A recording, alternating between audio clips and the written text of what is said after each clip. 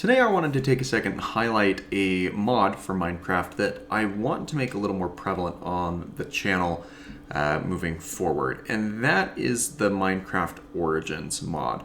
This is a mod that allows you to pick a subrace of character that allows you a couple of benefits or hindrances when playing your game. And I do think that this is something that is noteworthy, but I also wanted to make sure that we take a little bit of time to understand how each of these subraces work, so we can better understand that, so to speak. So I've got a couple of testing worlds set up for all of these different subraces, and let's go ahead and talk about each of them individually. So the first one is the Avian subrace, and one of the benefits of this character is you have permanent access to slow falling. As you see here, as I jump off of structures, I gradually float down to the ground, which is quite nice actually. But something that is important to note about that slow falling is you are not immune to fall damage if you fast fall using the shift key. And I'll highlight that by coming up to this platform. We'll switch into survival mode, and then you see if I use my shift and slow fall, I will still die if I contact the ground without releasing off of that shift key. So that's something that's important to remember about this. So you're not stuck slow falling, but it can certainly have its drawbacks if you're not cautious with it. You also have the benefit of moving slightly quicker than you otherwise normally would. I'm not noticing anything super noteworthy with this, but it is something to keep in mind. Now, if I switch back over to a creative mode, we can discuss some of the hindrances that take place with this. You are not allowed to eat any sort of meat, and you see I have the steak applied in my hand, and I'm trying to consume it. It's just not working, but if I switch to literally any other non-meat type form of consumption, then I can consume that with no issue whatsoever. I thought that perhaps meat would have been like if you eat it, you get poisoned or hungered or some sort of effect like that, but that is not the case at all. Now, the other noteworthy hindrance about the avian subspecies is you need fresh air to sleep, which is only achieved at certain altitudes of where your bed is placed. So if we come up to this small little sub-platform I have built right here, you'll see that this is on Y level 86, so anything Y level 86 or above is what's required in order for you to rest through the night as an avian subclass. So the avian subclass is actually something that's quite interesting in terms of how it works, but it's far from being one of the more technical versions of a character. And so let's transition over and talk now a little bit about the Arachnid. And the Arachnid is interesting for a bunch of its own reasons. As one of the passive abilities that an Arachnid has is the ability to climb up different surfaces. And I'll kind of demo that by coming over here to this ice flow. And as you'll notice here, I'm trying to climb up the wall, but it's not working for me. That's because this ability triggers on the G key. So if I hit G and then try to walk into the wall, I will instead climb up it, much like you would see any sort of spider do in game. And that can be toggled off by hitting the G key again. You don't want to press and hold the G key, you'll just want to hit it whenever you want to toggle your wall climb ability. Another one of the benefits of playing the Arachnid subclass is if you attack into enemies, they will be stunned or temporarily trapped in a cobweb, which hinders their movement. And that does have a cooldown, which you can see by the little indicator that's just above the hotbar there. And as you can see, the skeleton's trying to move out of the way of that, but if he's ever stuck directly in the cobwebs, he just has nowhere to go while that cobweb is active, which is quite interesting. And another thing that I've noticed about the Arachnid is you are immune to cobwebs, so you can walk through cobwebs that are placed on the ground without any issues, really. Which, of course, makes sense. It's just not something that's highlighted in the character bio.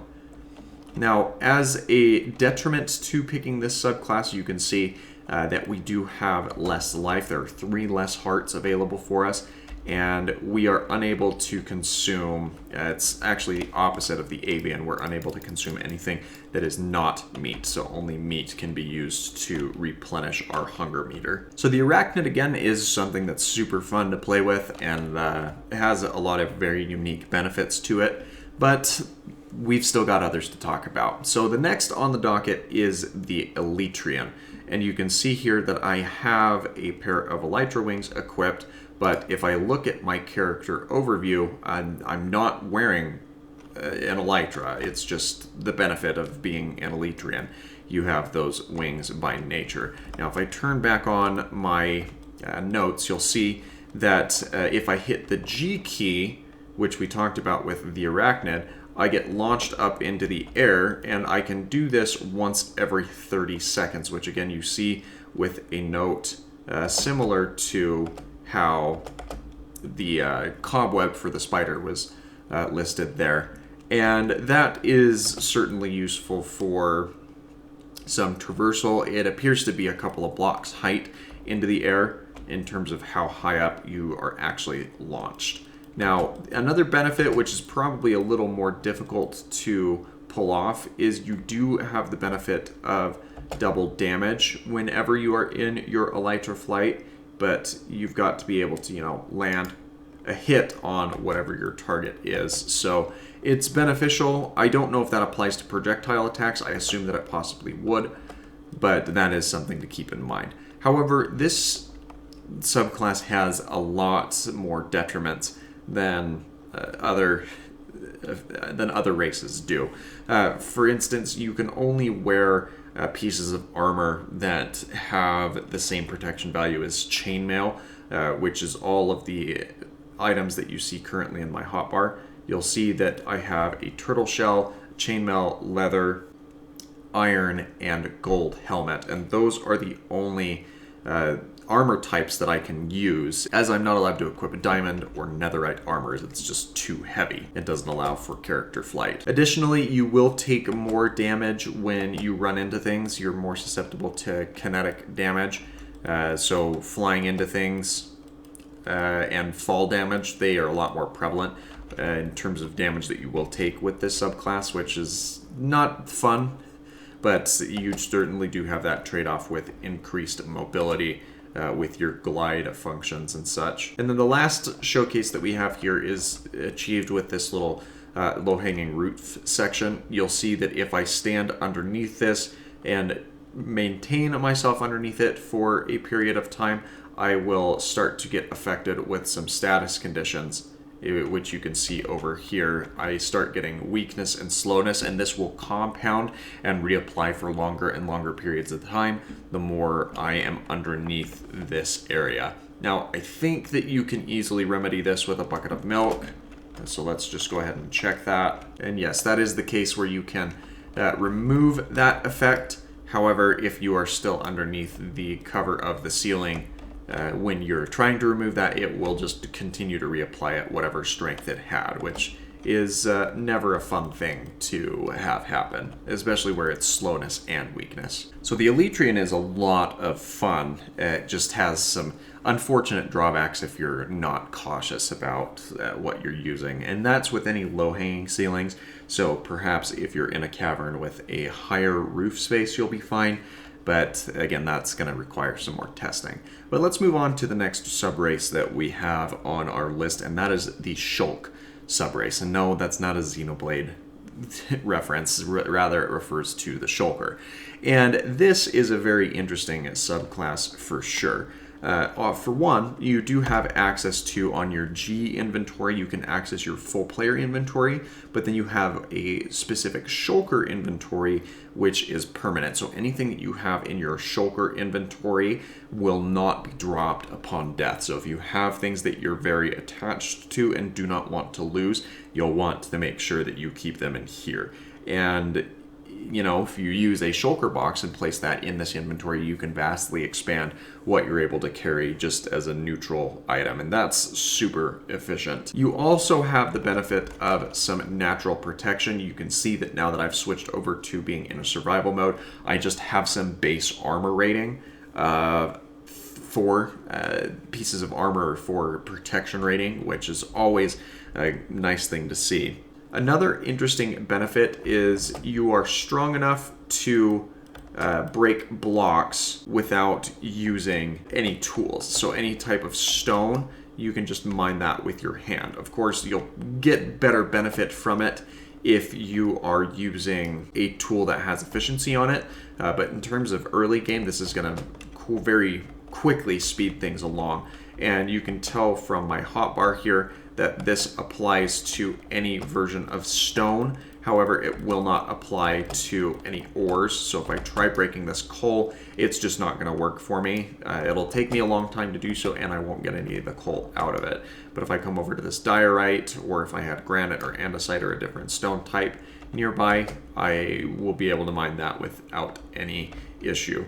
The other detriments to this particular race is you don't move quite as fast or as fast as some of the other classes.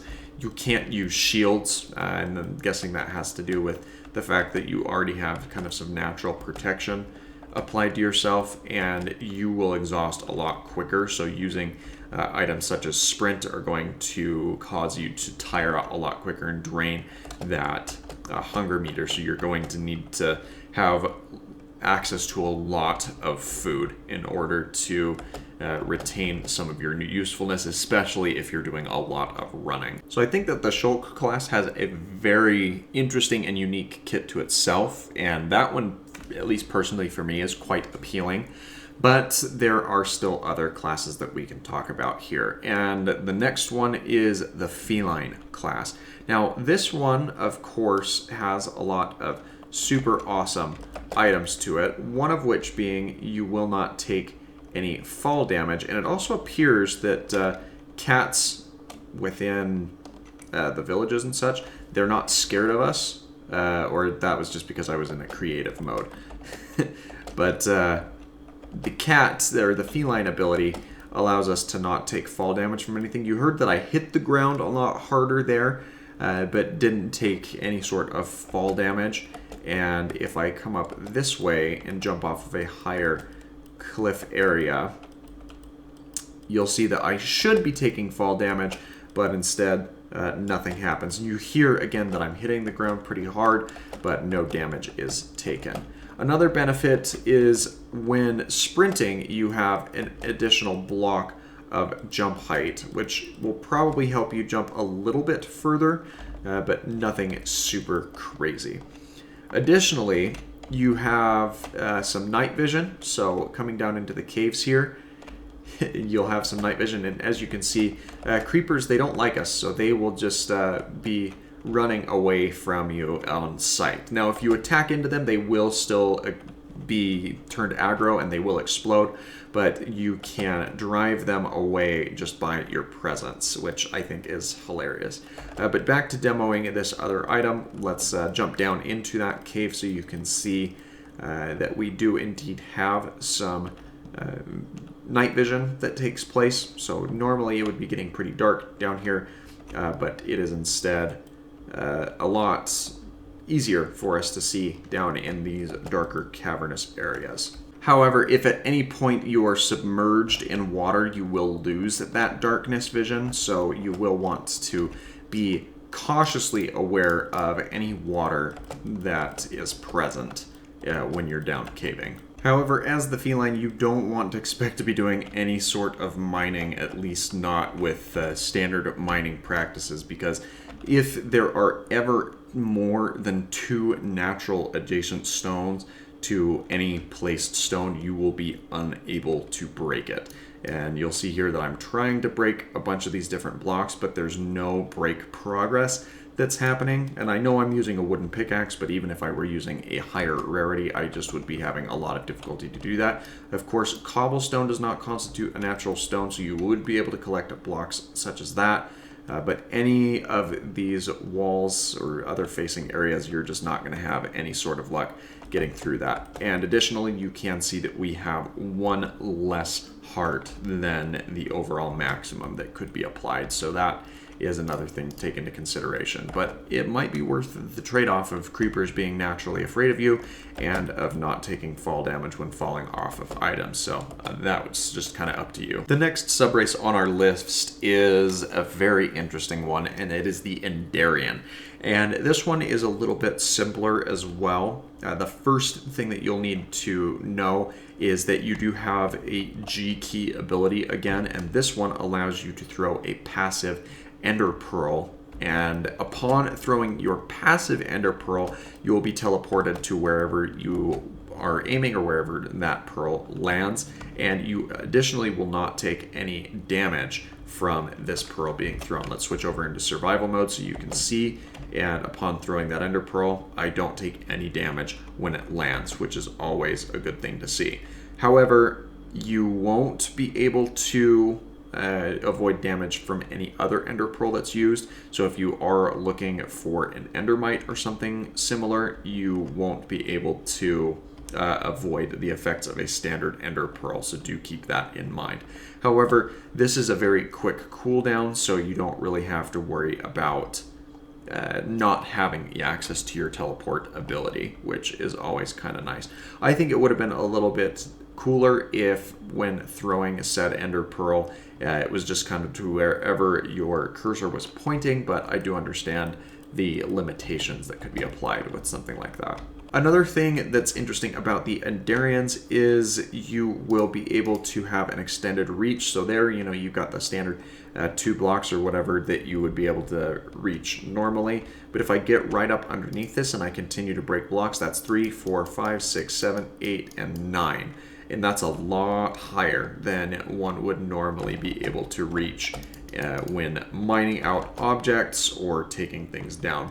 Now, fortunately, you don't have that 3 height limit that the Endermen have, but it is still something that is beneficial to this character. Now, I haven't been able to figure out exactly what it means by afraid of pumpkins because, well, I can walk up to them and use them just fine. Maybe it applies to if like a mob or something is wearing it, something will happen, but I, for the life of me, cannot figure out what scared of pumpkins means. Like, I can teleport into them. There's really no detriment to any of those items. However, something that is important to note is because you share some common traits with the Endermen, if you are in contact with water for any point of time, you will take some persistent damage from it. So you will want to avoid going for a swim wherever possible. So next up we have the Merling, and this is probably the most restrictive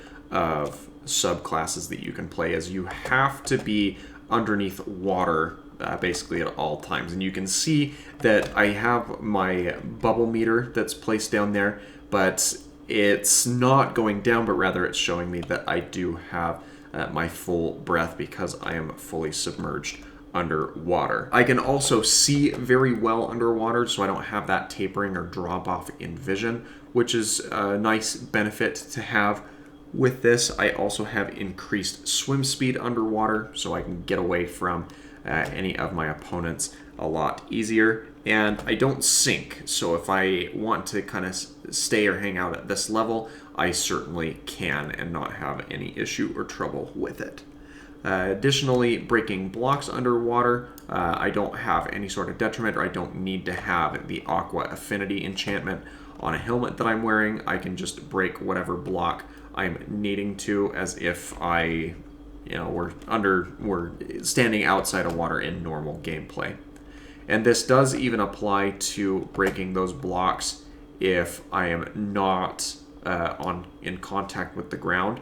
You'll see that I can still break them, as normally you have a detriment to mining or your mine speed when underwater or the like. However, if I poke my head up above the water level, you'll notice that I start to lose those bubbles. And it is going down a little bit slower because I do have a Respiration 3 helmet equipped, so it does work conversely to the other abilities. So if you do need to venture out, You can use your Respiration 3 helmets. I would also assume that using a water breathing potion could help, but let's check that. So if I get up out of the water and I equip my water breathing, it does give me the ability to walk around freely without needing to be submerged underwater for, your 8 minutes or 3 minutes, depending on what the duration of your ability is. So beating the game in this subclass would certainly be a lot more challenging than with a lot of the other subclasses that we've looked at so far. Now, the next subrace on our list, of course, is a little bit more eerie because, well, it's the Blazeborn, and that means, on top of a lot of other things, that your starting point is in the Nether. And this is certainly a more challenging start. Not so much anymore, because in 1.15, you do have the benefit of being able to access wood and other items in the Nether with the 2 different forest variants. You have stone, so it's not as big of a detriment anymore, as it's at least survivable starting in the Nether. But something that is notable is when you're a Blazeborn, you are immune to fire and lava type effects, and as a matter of fact, if you have this burning aura active on you, you will actually deal more damage to your opponents. And this even includes being immune to the effects from soul fire and other effects of that sort, which is always a nice conveniency to have. You are also immune to the poison and hunger effects, which is beneficial to say the least.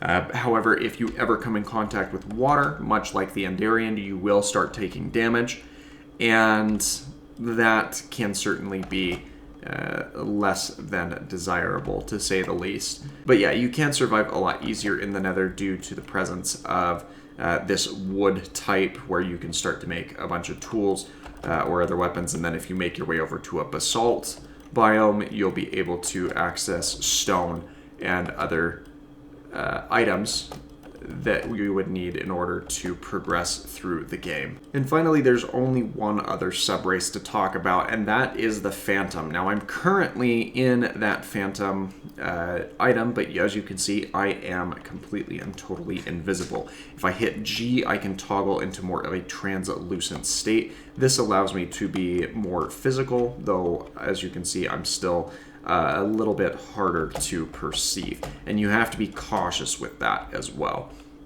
So with the Phantom, you can switch in and out of that state, and that is again with that G key toggle, which is certainly useful. And you are actually able to walk through solid blocks when you are in this state, with the exception of obsidian. Obsidian is not a block that you will be able to walk through, but any other block type, you can move right through it with no issue.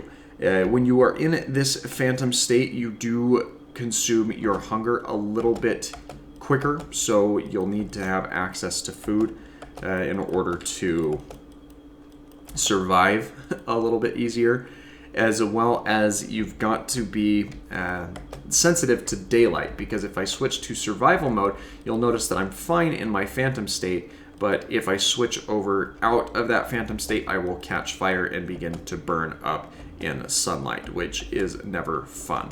Now, of course, water will render me immune to that burning, but you will consume hunger faster when you are in this state. You also see that you have 3 less hearts of available light, but that's a worthy trade-off due to the fact that you can just kind of move through solid blocks and kind of ignore a lot of the rules that take place when one would normally play Minecraft. Now, you do have some limited visibility when you go underneath these blocks, and you can, see the moon that's on all the way on the other side of the skybox there. So, if you do plan accordingly, you can have some benefit to this by being able to scope out some caves underneath, if you're able to, get in a placement where you're just obscured enough from items, but it's highly situational at best. And as you can see, I'm consuming that hunger a lot by being in this phantom state. So you've got to make sure that you have access to food if you don't want to have a poor experience playing the phantom. Or if you really wanted to, you could play the game standard, but where would the fun be in that? So that's the brief introduction to the Origins mod. I plan on at least trying to do a survival series for all of those characters. So let me know in the comments what you think the best race to try beating the game in first would be. The Merling is going to be the most difficult by far, I can already tell you that, but I'm open to trying that as a challenge if that's what people want to see.